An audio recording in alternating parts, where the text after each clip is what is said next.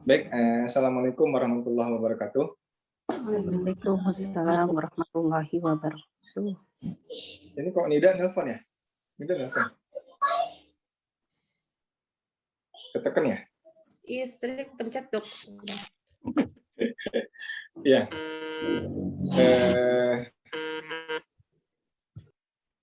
Ya, terima kasih sudah diundang ke forum ini ya. Saya ingin sedikit sharing tentang problem anak-anak sekarang ya. Problem anak sekarang mungkin ya, nanti kita akan bisa juga buat diterapkan di rumah ya. Izin share.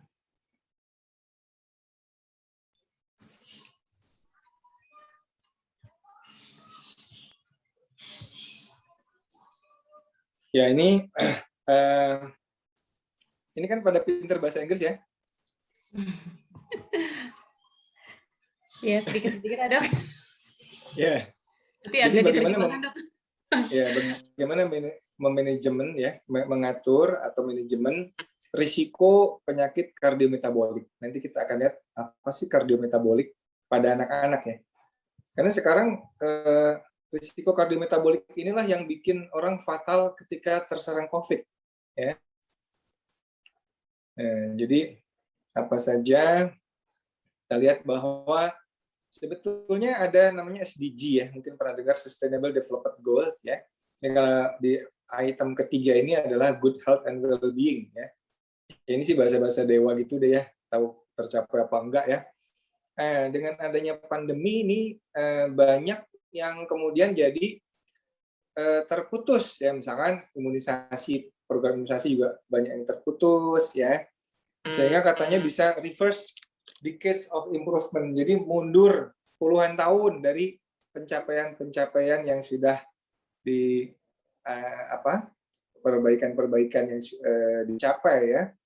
Nah, ini problem kita adalah banyaknya kematian karena NCD. NCD itu non-communicable disease ya, penyakit yang tidak menular. Apa saja penyakit tidak menular? Kanker, penyakit jantung, diabetes ya. Kemudian juga penyakit paru-paru itu sebagiannya juga nggak menular ya. Jadi pada makin tua usia itu makin tinggi penyakit tidak menularnya ya. Tapi sekarang ini di anak-anak juga sudah mulai ya. Ini nah ini yang disebut dengan new lifestyle diseases ya. Jadi banyak sekali penyakit yang akibat gaya hidup sebetulnya, seperti kanker ya, Alzheimer juga termasuk ya. Diabetes, obesitas ya, penyakit jantung ya. Nah, ketika risiko kardiometabolik itu terjadi pada masa kanak-kanak ya, terutama pada anak-anak yang obes ya. Anak obes itu bukan lucu ya, tapi dia sedang sakit ya. Kadang-kadang ibu-ibu itu keliru memahami anaknya senang kalau obes ya. Anak itu normal aja, jangan obes atau jangan terlalu kurus. Terlalu gemuk, terlalu kurus nggak benar. Yang benar adalah anak yang normal saja ya. Karena anak-anak obes itu nanti akan menjadi remaja dan dewasa yang sakit-sakitan ya, dan itu dimulai dari masa kanak-kanak. Nah, childhood cardiometabolic risk itu adalah risiko penyakit jantung dan risiko penyakit metabolik. Penyakit metabolik itu apa? Penyakit metabolik itu seperti diabetes ya, hipertensi ya, kemudian kanker juga termasuk penyakit metabolik ya, dislipidemia ya. Ini adalah penyakit-penyakit yang terkenal dengan lifestyle diseases ya. Nah, ujungnya adalah bisa jadi serangan jantung koroner ya, atau stroke atau perlemakan hati. Perlemakan hati itu bisa bikin kanker liver ya. Nah, jadi apa metabolic syndrome pada anak dan remaja itu kira-kira begini deh ya. Kalau pada anak ini adalah tetap lingkar pinggang ya, kemudian triglycerid, HDL kolesterol, hipertensi, gula darah puasa yang tinggi.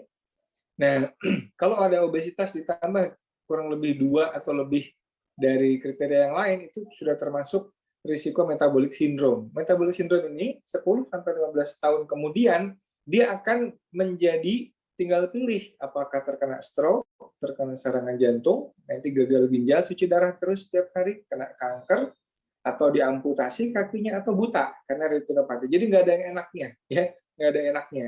Ketika orang sudah mulai obes, anak sudah mulai obes, trigliseridnya tinggi, HDL kolesterol rendah, hipertensi, ya, gula darahnya tinggi. Nah ini nggak ada enaknya ya. Ini saya kira. Nah kategori ini terlalu medis ya. Mohon maaf ini sebetulnya buat dokter tadinya ya. Kira-kira adalah, nah ini, bagaimana kejadian obesitas pada anak dan dewasa? Ini ada satu survei yang cukup bagus ya, kalau nggak salah tahun 2019 ini.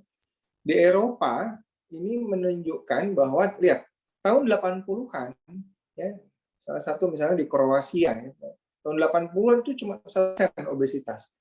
Kemudian di tahun 2016 itu meningkat menjadi sekitar 13%. Jadi ada peningkatan kasus obesitas itu 1.300%, ya. Bukan hanya 100%, tapi 1.300%, 13 kali lipat, ya. Di yang hijau di Yunani atau mana? Italia, ya. Italia ini kita lihat dari sekitar 5%, ya, meningkat menjadi berapa tuh ya? 12, 13 ya, 13%, ya. 5% ke 13%, 800% naiknya. Ya. Dan itu merata di Eropa, ini negara-negara Eropa ya, yang tadinya obesitas itu sekitar 1%, ya 2%, ya. Sekarang bisa sampai 10%, ya 8%. Jadi peningkatannya luar biasa ya. Ini Eropa, Amerika lebih-lebih lagi sebetulnya. Ya. Bagaimana dengan di Indonesia? Nah Indonesia umur 15 tahun ke atas tuh kejadian obesitas cukup memperhatikan ini. Obesitas sentral itu buncit lah gampangnya. Perut buncit itu kira-kira 31%. Jadi orang di atas 15 tahun ya, itu 1 dari 3-nya perutnya buncit gitu ya. Dan perut buncit ini bermasalah nanti ya. Pada saat kena serangan COVID dia bisa fatal karena terjadi inflamasi kronik dalam tubuhnya ya. Ini juga yang paling banyak itu di Sulawesi Utara sama DKI ya. DKI. Kalau Bandung, di mana Bandung ya? Bandung. Mana Bandung? Berapa tuh Bandung? Jawa Barat ya. Nah, jadi di mana-mana, nah coba kita lihat ini. Ini pasien saya nih, mau khitan, ya. Nggak bisa di khitan dong, itunya, titiknya tenggelam kayak gitu, gimana mau khitan, ya.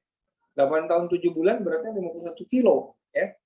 Jadi kalau ada anak-anak ini ibu-ibu sekalian ini ya, ibu-ibu muda ya, ini sangat-sangat memprihatinkan kondisi seperti ini ya.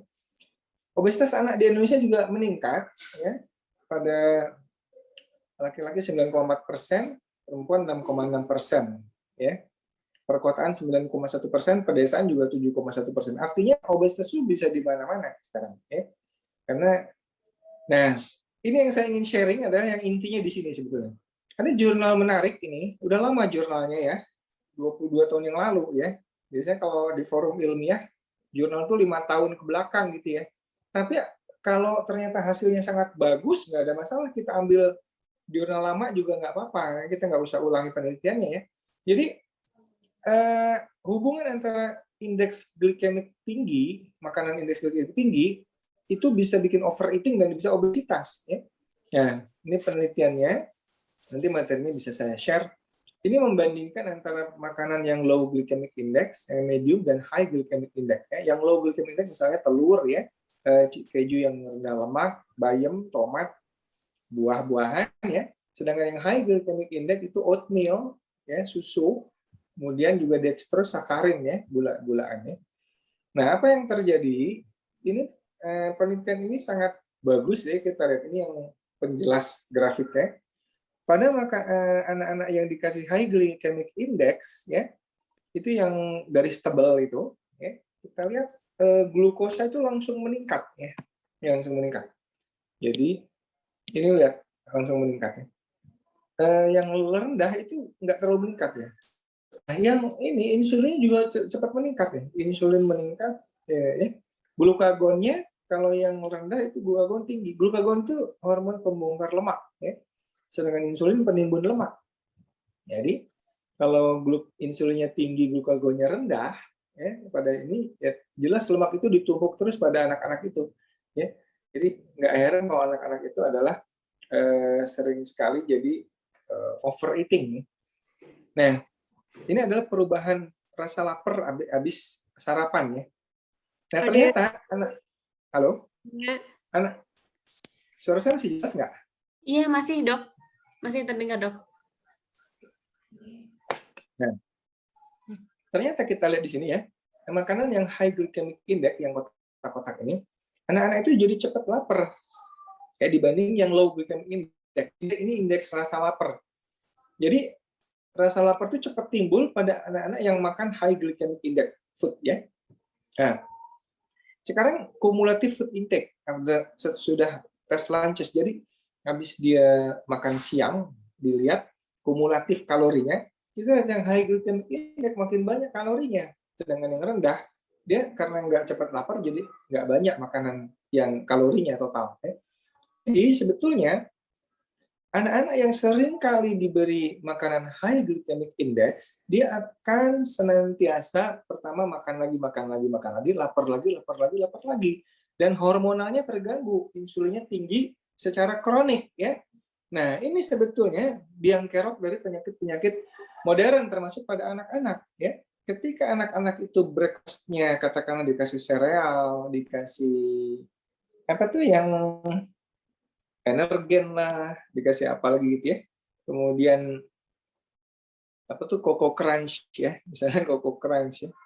Ini cucu saya juga sekali-sekali mau juga itu begitu, ya. Di breakfast-nya begituan, kemudian snack-nya nanti juga high glycemic index, ya.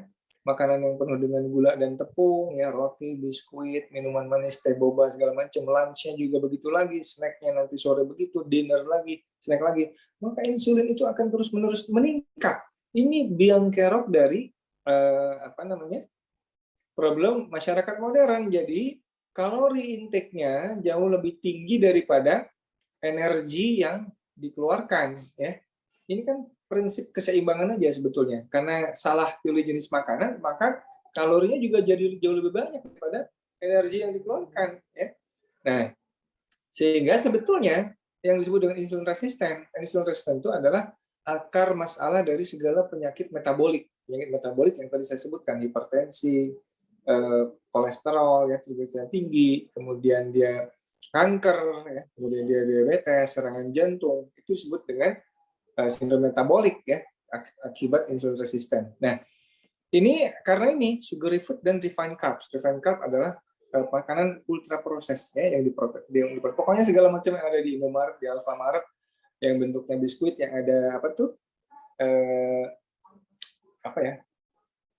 ada barcode-nya, ya. Makanan barcode itu semuanya ini tergabung ini, ya. Mau yang namanya lights, apa itu, snack ciki-ciki, taro, itu semuanya ke sini, ya. Jadi ini akan bikin gula darahnya meningkat, ya. Gula darahnya meningkat. Nah, ketika anak-anak kita itu selalu diberi begini, maka terjadi adalah insulin resisten. Apa yang terjadi setelah insulin resisten adalah lipotoxicity, penumpukan sampah pada tubuh kita. Nah, sampah-sampah itu berbentuk lemak, menumpuknya di. Jadi lemak itu bukan gara-gara makan lemak jadi menumpuk jadi lemak, bukan. Gara-gara makan makanan yang tadi, junk food tadi, yang tinggi gula tepung, ya, makanan olahan, pabrik, itulah yang kemudian akan menumpuk di sini, ya. Lemak di liver, lemak di pankreas, lemak di hati, jadi perut buncit, di otot juga berlemak, ya. Di mana-mana berlemak, sehingga orangnya jadi sakit-sakitan, ya. Nah, kaitannya dengan COVID, ketika apalagi dengan pandemi ini terjadi, orang di lockdown, banyak ngemil, banyak kerja di depan komputer, obesitas makin meningkat, ya. Ini inflamasi makin meningkat nih. Inflamasi meningkat, maka pada ini obesity exacerbate potential mekanismenya kayak gini. Jadi gampang sekali terjadi badai sitokin yang bikin orang tiba-tiba hipoksia, saturasinya turun, ya. Kemudian perlu ICU, padahal ICU-nya pada penuh, dan kemudian meninggal dunia. Dasarnya adalah karena orang itu sudah sakit secara metaboliknya, sehingga ketika ditulari virus COVID, jadi tambah parah. Nah ini mungkin ya ibu-ibu sekalian, bagaimana makanan-makanan seperti ini yang selalu ada dalam mungkin di lemari makan kita, di kulkas kita ya, ini adalah racun yang kita anggap sebagai makanan menyehatkan ya, teh tarik, teh boba lah dan kawan-kawannya. Ini ada teh boba ini ya. Kemudian ada Astor, ada apa, mohon maaf menyebut merek, bahkan ada yang disebut Milo, itu disebut minuman kesehatan, padahal gulanya 40% ya. Nah, jadi ini yang terjadi ketika makan seperti itu, dia glukosa langsung naik, langsung turun. Jadi dia glucose crash namanya. Jadi pada saat ini dia lapar dan ngantuk ya. Nah, hiperinsulinemia kronik itu menjadi penyakit-penyakit ini. Insulin yang tinggi terus, di tekanan darahnya tinggi, kolesterolnya tinggi ya, stroke ya, pikun, penyakit jantung dan diabetes, fatty liver, perlemakan hati. Ini ujungnya biasanya ke kanker hati nantinya. Nah, bagaimana solusinya? Solusinya kalau menurut pathway ini adalah lifestyle change yang pertama ya. Jadi perubahan lifestyle, bukan obat ya, tapi lifestyle-nya dulu ya, baru obat-obatan terakhir. Jadi sebetulnya lifestyle dulu nih. Lifestyle seperti apa? Nah, ini ada penelitian yang cukup menarik ya. Ini tahun 2003, juga udah lama nih ya, udah 18 tahun, tetapi ini juga penting penelitian ini. Bagaimana ketika anak itu diberi low carb, karbohidratnya dipotong rendah, tapi kalorinya boleh makan sampai bebas gitu ya. Gimana ininya dibandingkan dengan yang rendah kalori nih. Jadi ini penelitian ini menarik ya. Anak itu dibagi dua grup, low karbohidrat dan low kalori ya. Ini low kalori adalah makanan diet yang kita kenal sekarang. Kalau low karbohidrat itu kira-kira sama dengan diet ketogenik. Jadi ini yang diberikan pada anak-anak itu, ini anak usia SD ya, 11 tahunan rata-rata. Karbohidratnya diberikan di bawah 30 gram per hari ya. Karbohidrat 30 gram per hari itu setara apa ya? Roti itu sekitar 12 gram, mungkin 2 roti ya. Ya. Di bawah 30 gram. Proteinnya tanpa batas. Jadi kalau dikasih tahu, anak, kamu nggak boleh makan ini, tapi makanlah yang ini. Telurnya boleh tanpa batas. Daging tanpa batas, ikan tanpa batas. Lemak juga tanpa batas, sekenyang-kenyangnya. Kalorinya juga tanpa batas. Ya. Dikasih multivitamin, kalsium. Nah, yang di sini, anak-anak obes itu dikurangin jumlah kalorinya 80% dari kebutuhannya dia sesuai dengan berat badan ideal. Jadi kalau katakan anak 50 kilo, berat badannya kira-kira 30 kilo, dia dikasih 80% dari kebutuhan kalori anak yang beratnya 30 kilo. Ya jelas kelaparan ya, dia pasti kelaparan. 20% 5% karbohidrat, 15-20% protein, dan 30%-nya lemak ya. Ini jelas kelaparan. Akibatnya apa? Anak yang low karbohidrat diet dibanding low kalori diet, setelah menjalani penelitian ini di akhir, kita lihat 2 bulan doang nih, 2 bulan doang, anak-anak yang low karbohidrat diet dia turun beratnya 5 kilo rata-rata ya. Sedangkan yang grup satunya naik 2 kilo ya. Yang ini delta BMI-nya -2, yang ini naik 1 BMI-nya. Jadi ini anak yang low kalori karena nggak tahan dengan dikurang-kurangin makan, akibatnya banyak cheating dan kemudian malah berat badannya naik ya 2,3 kilo. Yang ini karena kenyang ya, karena kenyang dia boleh makan telur sekenyangnya, ikan sekenyangnya gitu ya. Beratnya malah turun ya. Kenapa? Karena tidak ada craving ya.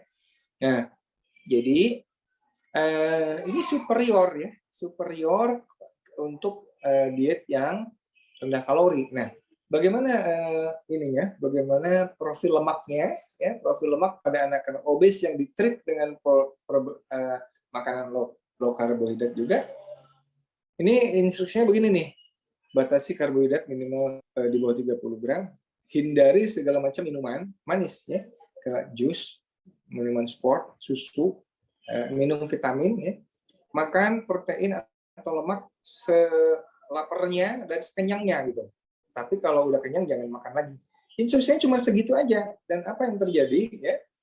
Setelah 10 minggu ya, 2,5 bulan, kita bisa melihat bagaimana trigliseridnya rendah sekali ya. Jadi trigliserid itu memang timbul karena terlalu banyak karbohidrat yang kita makan, ya, gula, karbohidrat.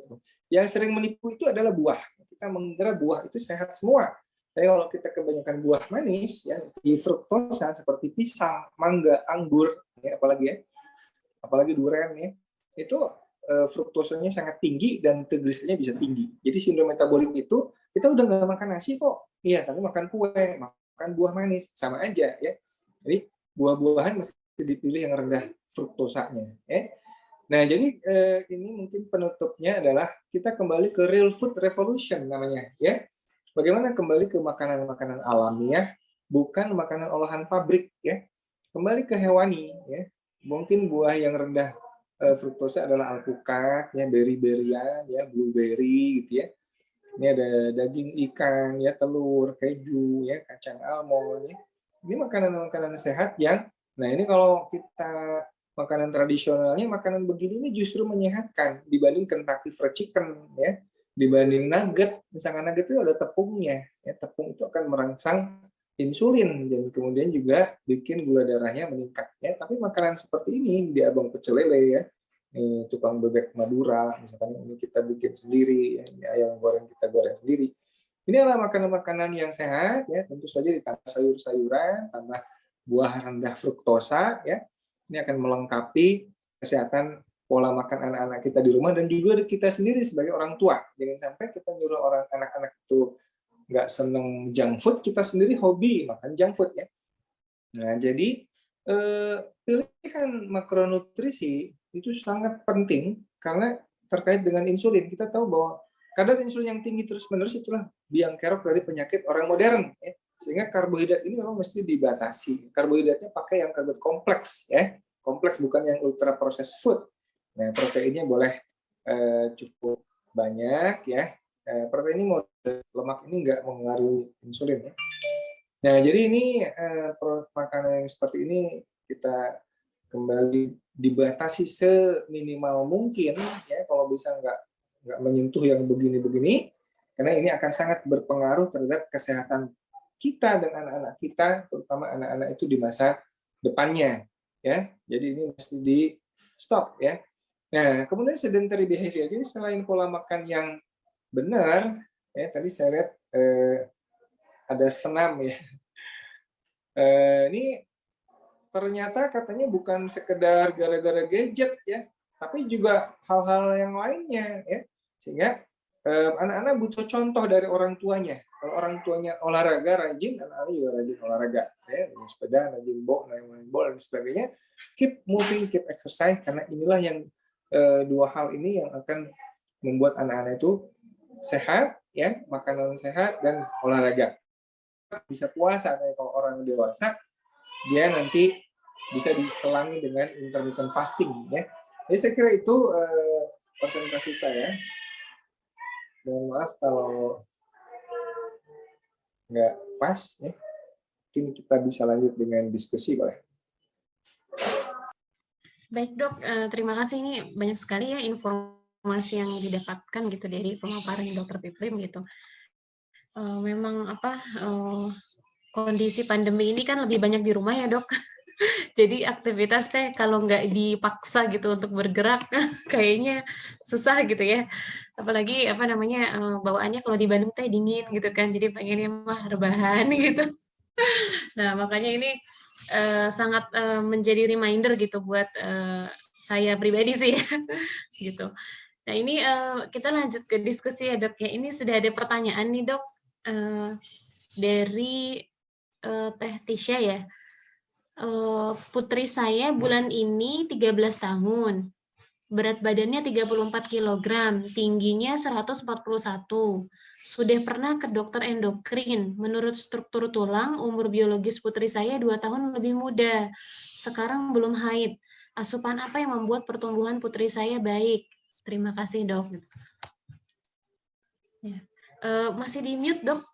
Iya, ya. Iya, jadi 13 tahun 34 kilo, ya. Ini kan 8 tambah 26. Pas 34, ya. Beratnya sih oke-oke aja. Tingginya juga menurut saya sih oke, 80 tambah 65 berapa tuh? 80 tambah 65, 145-an ya. Mungkin tingginya kurang sedikit aja, tapi beratnya udah oke. Sini ya. Tapi bentar dulu. Beratnya udah oke. Tingginya ya kurang sedikit ya. Nah, umur biologisnya 2 tahun lebih muda ya. Jadi artinya agak ada sedikit keterlambatan growth-nya ya, pertumbuhan, tetapi nggak banyak ya. Belum height. Asupan apa yang membuat pertumbuhan itu baik? Nah, tentu ini kita mesti evaluasi dulu, ini ada masalah bawaan apa enggak. Saya kira sudah tepat ke dokter endokrin di Bandung ya, bisa diikuti sarannya.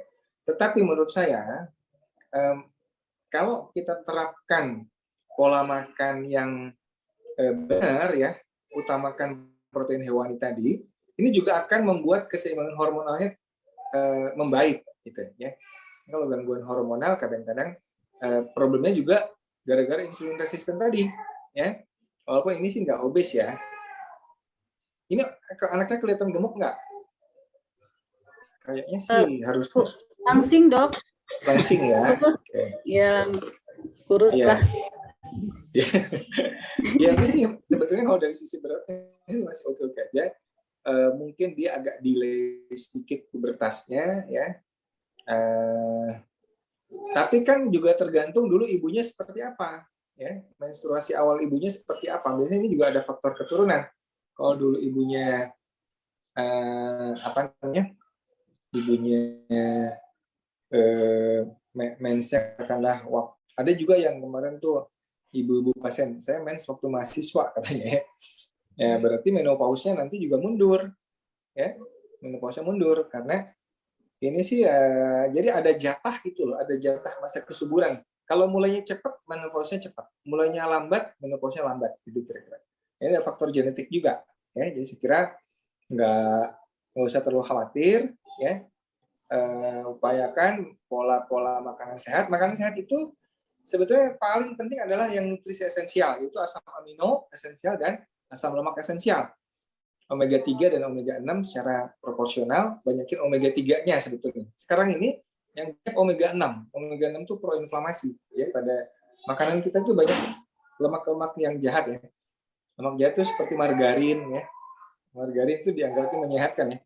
Justru butter yang sehat ya. Butter, minyak kelapa itu lemak sehat. Tapi kalau margarin terus kayak minyak jagung, minyak apa lagi ya? Minyak biji kapas, biji matahari itu lemak-lemak nggak bagus karena trans fat namanya. Itu banyak omega 6 yang bikin inflamasi. Jadi kita kembali ke real food, jadi minyak kelapa, ya, butter itu minyak-minyak yang bagus. Ya. Nah, kemudian juga dari protein hewani yang dominannya, karena protein hewani itu banyak mengandung asam amino esensial. Pada anak-anak itu, determinan dari growth linear, artinya tinggi badan tercapai itu kalau dia asam amino esensialnya terpenuhi dengan baik. Ya. Tapi kalau tidak terpenuhi dengan baik, maka dia bisa stunting namanya. Ya, stunting. Yang disebut malnutrisi itu kurang nutrisi esensial, ya, kurang asupan protein hewaninya, ya, bukan kurang gula. Ya.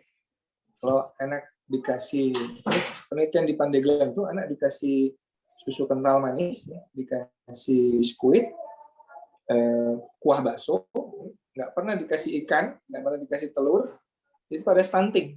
Tapi begitu di treatment dengan diberikan telur ya sehari minimal 1 dan ikan, itu penelitian di Jogja dan di Riau itu di Jogja pakai ikan ya, di Pandeglang pakai telur, itu cepat naiknya stuntingnya bisa teratasi. Artinya kecukupan protein hewani itu mesti diutamakan ya, jangan sampai anak kita itu terjebak oleh jajanan-jajanan yang bikin dia malah nggak mau dengan real food tadi yang saya ini kan ya.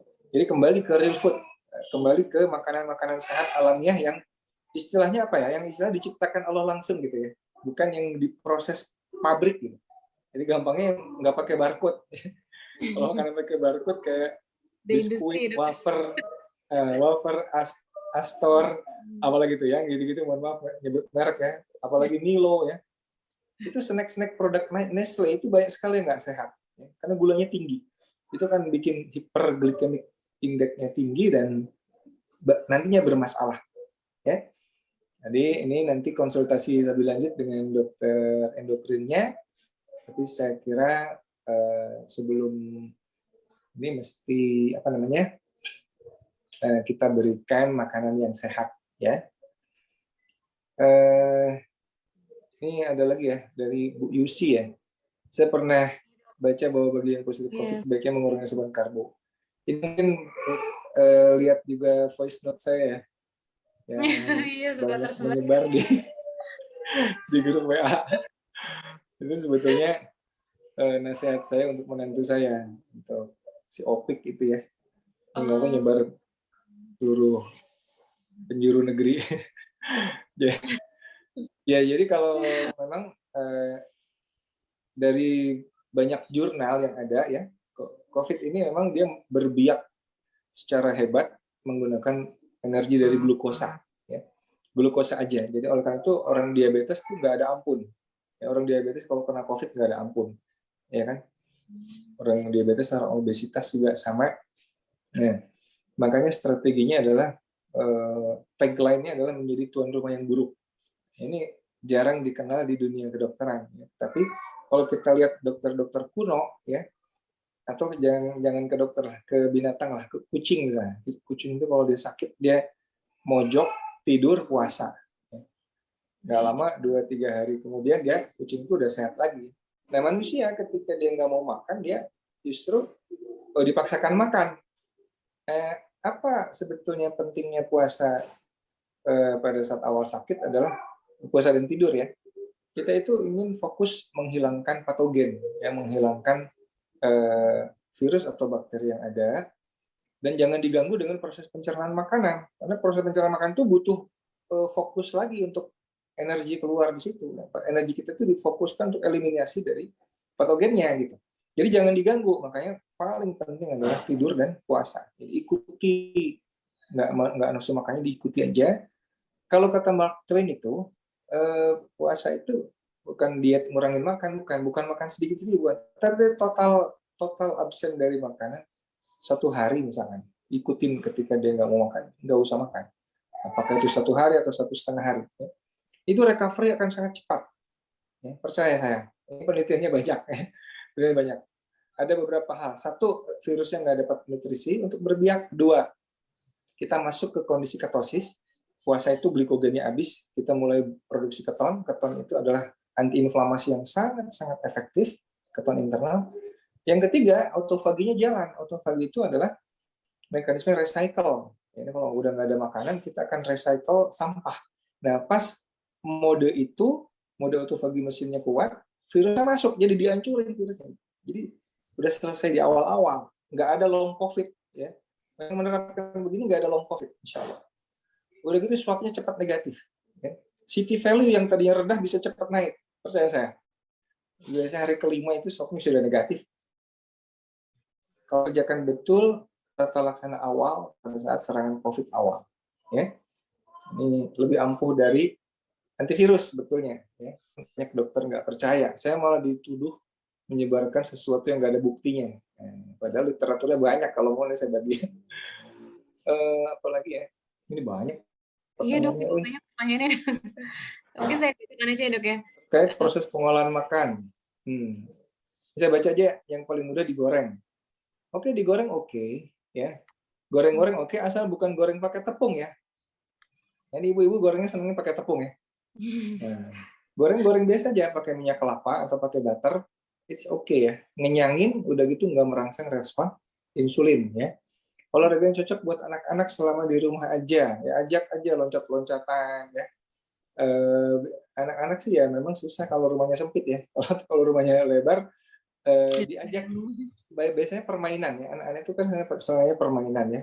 Ajak lomba apa ya, lomba lari, umpet-umpet, petak umpet, ke main sondah, tahu sondah nggak? Di Sunda itu loncat-loncat itu ya. Apalah macam-macam pakai, jadi playing ya. Nggak langsung olahraga itu. Nah, kalau bapak ibunya, ini kan goes juga nggak boleh ya. Nah, mungkin bisa pakai push up, ya, squat. Lihat aja di YouTube lah, resistance training, atau misalnya workout without tanpa alat lah ya, without equipment gitu ya. Cek di YouTube tuh, ikutin aja yang 10 menit, 20 menit itu udah cukup untuk membuat kita berkeringat dan imunitas kita juga terjaga insya Allah ya. Jadi kalau anak-anak itu playing ya, main-main, ajak main-main olahraganya itu dia ini. Kemudian belum dengar voice note-nya, ntar saya kirim gitu. Beda kayaknya udah dengar. Udah. Ternyata itu buat topiknya. Ini ada lagi nih dok, Ini katanya berat tahun berat 55 ya. Ya. 10 tahun berat 55 ya. Ntar dulu, berat 55. 10 tahun itu kan harusnya 8 tambah 20, 28. Nah ini lebihnya banyak banget ya, lebih 27 kilo ya. Walaupun tingginya sih udah 150 ya. Ya tingginya lumayan ya, mungkin dia tinggi besar, tetapi maksud saya nih masih juga agak-agak kelebihan ini ya, walaupun tingginya 150 ya. Nah, porsi makanan yang banyak jadi begini. Tadi kerjakan yang tadi itu loh, yang di penelitian tadi ya. Batasin karbohidrat di bawah 50 gram lah paling banyak. Ya. Tapi dominankan di protein hewaninya dan lemak sehat ya, lemak hewani. Jadi misalkan kalau realnya gini, kalau dia senang nasi goreng, ya sekarang kasih omelet telurnya 5 misalkan, atau 6 atau 7 digoreng pakai butter, kasih keju, kasih potongan-potongan ikan tuna misalkan. Itu kenyang banget ya, dia nggak bakal kelaparan ya. Nggak bakal kelaparan tapi nggak gemuk ya. Coba kerjakan ya. Jadi makan sampai kenyang, kalorinya nggak usah dibatasin, yang dibatasin karbohidratnya aja. Itu insya Allah akan membuat anaknya langsing dan tinggi ya, nggak bakal kurang. Jadi yang nanti saya kasih materinya ya, tidak ya, nanti bisa diikutin yang di penelitian itu ya, itu saya kira sudah diteliti orang dan memang terbukti efektif dibandingkan yang dikurang-kurangin makan, ngerti nggak? Pada anak itu nggak boleh dikurangin makan, dia harus tetap makan sampai kenyang. Orang tua juga sama, kalau ditahan-tahan makan kan akhirnya cheating ya. Nah ini bukan tahan makan, tapi ganti makanan, makan yang itu sekenyang-kenyangnya, jangan makan yang ini, gitu ya. Ada maksud penderita epilepsi. Penderita epilepsi juga bagus untuk melakukan low carb, very low carb. Jadi kalau epilepsi lebih ketat lagi, ya, insya Allah nggak bisa lepas obat dengan cepat. Polanya intinya kuncinya di full hewani dan sayur hijau, ya. Full hewani sayur hijau. Jadi makanannya yang dari hewan-hewan ini, kemudian sayuran pakai cah kangkung lah, cah brokoli, ya, pakai apa? Buncis, pakai apa sayur-sayuran yang dapat, dan buah-buahannya yang rendah fruktosa ya. Di antara adalah alpukat dan stroberi, beri-berian dan buah zaitun ya. Jadi sampai berapa lama begini ya tergantung tujuan kita. Kalau kita mau kurus sampai kurus. Nah, berikutnya boleh makanan biasa 4 5 sempurna is okay. Asal nanti diiringi dengan olahraga ya, aktif dan sebagainya. Nanti gemuk lagi, balik lagi sebagai treatment gitu bisa juga. Atau kalau mau udah enak pola makan itu sebagai lifestyle, monggo silakan ya. Jadi nggak ada paksaan, tetapi untuk treatment saya kira ini paling efektif adalah pola makan low carb. Jadi nggak pakai obat apa-apa, hanya ganti jenis makanan aja, problem macam-macam itu bisa hilang ya. Jadi ngilu-ngilu lah, pusing-pusing, migrain itu biasanya karena inflamasi kronik pada diri kita ya. Jadi epilepsi juga bisa ini. Untuk epilepsi lihat YouTube film ini ya, judulnya First Do No Harm.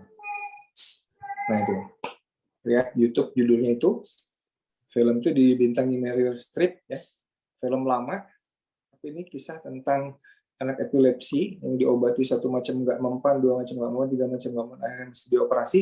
Ternyata dia pergi ke John Hopkins Hospital, di situ ditreat dengan pola makan aja, kemudian sembuh, ya, kemudian sembuh. Ini luar biasa. Yang buat epilepsi, sekiranya bisa nonton film ini dibandingkan sendiri.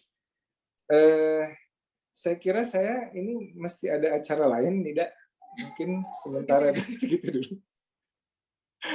Mohon maaf kalau nggak nggak bisa lama-lama ya. Iya dok, apa namanya? Saya nanya nih dok akhir aja. Kan sempat Ya, yang ada info susu-susu itu ya dok ya. Nah, saya tuh jadi penasaran sebenarnya sepenting apa sih dok kita minum susu gitu ya. Terutama susu ini dok yang susu sapi ya, yang murni gitu. Jadi bukan susu, kalau anak-anak kan mungkin susu formula gitu ya. Nah, ini susu sapi gitu dan orang dewasa apa perlu juga nggak sih gitu minum susu sebenarnya? ya gini. Eh, Susu itu sebetulnya ada benarnya juga. Kalau susu manusia buat manusia, susu sapi buat anak sapi gitu ya. Jadi ada benarnya juga kan betul. Jadi susu itu bukan superfood. Kita itu sudah terlalu lama menjadi korban pabrik makanan, terutama pabrik susu ya. Ada susu usia segini, usia segitu, susu segitu ya. Enggak benar. Yang the best protein itu dari protein hewani langsung. Seperti ikan, aneka ikan, terutama ikan seperti ikan salmon, ikan kembung, ikan lele lah, seafood lah. Kalau seafood harus yang segar biar nggak bikin alergi ya. Itu aneka protein hewan itu yang luar biasa menyehatkannya. Ya. Nah susu itu nggak semua tahan, nggak semua cocok. Kalau yang nggak ada masalah, oke. Tapi susu cukup 1 gelas 1 hari. Ya. Jangan jadikan superfood. Nggak mau makan, anaknya dikasih susu. COVID, borong susu beruang. Susu beruang itu ada laktosa. Laktosa itu nanti diubah jadi glukosa. Dia sebetulnya kalau di fase awal minum susu beruang, dia senang virusnya dapat makan, nanti bisa susah negatif shock-nya dan bisa long COVID malah. Ya. Ngeri kalau long COVID. Long COVID itu adalah mekanisme inflamasi pertahanan tubuh kita yang memanjang inflamasinya sehingga bikin sakit gara-gara perlawanan tubuh kita. Jadi masalah susu, jangan sekali-kali tergiur jadi korban iklan dari pabrik susu ya. Saya dokter anak, tapi alhamdulillah nggak jadi sponsornya pabrik susu formula.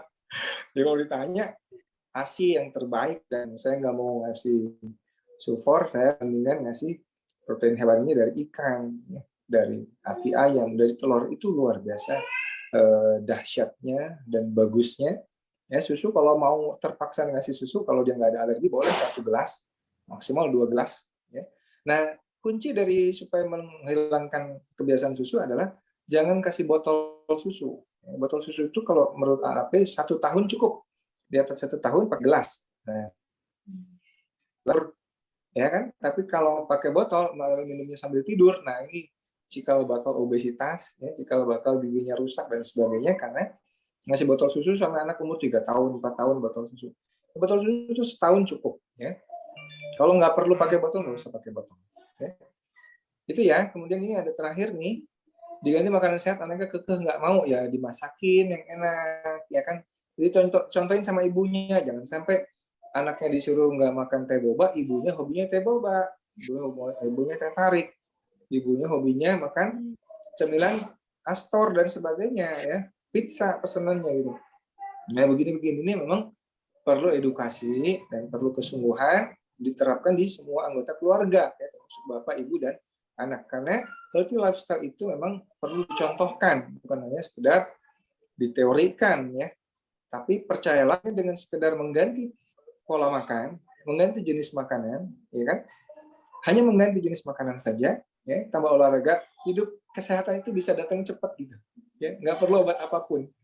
Tapi istilahnya gini, kalau pola makan kita benar, obat itu nggak berguna, nggak penting buat kita. Tapi kalau pola makan kita salah, betapapun banyak obatnya juga nggak bermanfaat buat kita. Ngerti nggak? Jadi kalau pola makan kita benar, obat itu nggak penting buat kita. Cukup dengan obatnya. Tapi kalau pola makan kita salah, obat ampuh seperti apapun juga nggak ngaruh buat kita. Jadi kembali ke pola makan. Kalau dewasa sebetulnya yang penting adalah ada 5 hal ya. Pertama, tidurnya masih cukup. Apalagi di masa COVID, tidurnya masih cukup. Kemudian puasanya masih cukup. Ya.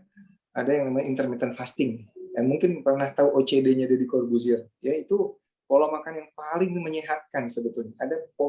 Ada masa puasa panjang, kemudian ada jam makan yang sempit. Kalau OCD Deddy Corbuzier kalau nggak salah 4 jam ya, 24. Tapi kalau ibu-ibu mau coba 16-8 aja. Jadi mulai makan tuh makan siang aja, nggak pakai sarapan, sampai terakhir makan jam 8 malam. Itu udah 16:8. Itu lumayan intermittent fasting. Kalau kita saum sunnah, ya sudah, saum sunnah rutinkan Senin Kamis. Kalau bisa, nanti mulai sahurnya air putih aja. Ya, sahurnya air putih aja. Itu akan membuat kita itu kosong kalori 21 jam, 22 jam. Itu bagus banget buat kesehatan kita. Ya, saum sunnah, sahurnya air putih.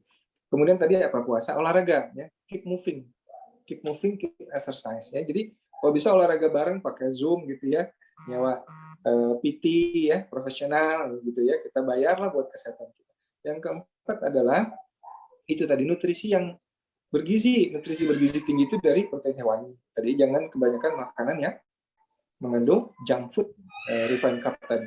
Yang kelima tentu saja hati yang tentram dengan zikir ya, banyak tilawah, banyak mendekatkan diri sama Allah. Itu kelima hal itu kalau dikerjakan insya Allah sebagai bekal kita menghadapi pandemi ini dengan sehat-sehat aja. Ya. Jangan lupa kalau kena COVID, naudzubillah ya, tapi saya kira nih setiap kita akan COVID pada waktunya. Jadi jangan khawatir. jangan khawatir nggak kebagian COVID. Karena kalau paradigma kita itu selalu jangan sampai kena, itu susah. Ya. Sekarang ini orang-orang udah pada kena. Ya. Di Jakarta itu 50% bahkan pernah ya. Artinya dari 2 orang 1 COVID gitu. Ya kan, dari orang. Nah itu kan susah kita menghindarinya. Yang penting dirubah adalah paradigmanya. Kalau kena COVID, jangan sampai masuk rumah sakit, jangan sampai desaturasi, jangan sampai masuk ICU, jangan sampai fatal. Nah tadi strateginya yang tadi kita sudah berikan. Ya. Nunggu giliran. Jangan atuh dong, ini bukan arisan. Atulah. Ya. Orang yang ketakutan betul ketularan COVID, mentalitasnya beda dengan orang yang menyiapkan diri kalau kena COVID harus ngapain. Betul, percaya saya. Orang yang udah menyiapkan diri harus ngapain dan tahu what to do, ya, dibanding orang yang nggak tahu harus ngapain, selalu jangan kena, itu stresnya minta ampun. Ya. Jadi sekarang dengan kondisi pandemi begini kita harus menyiapkan diri kalau kena ngapain ya. Itu yang mungkin nanti saya bagi tipsnya di lewat tidak ya. Terima kasih ya. Ini mohon maaf nih nggak bisa lama-lama. Ya, enggak. Assalamualaikum Terima kasih banyak Dok Piprim, sehat selalu. Mari. Ya, sehat selalu ya. Ya.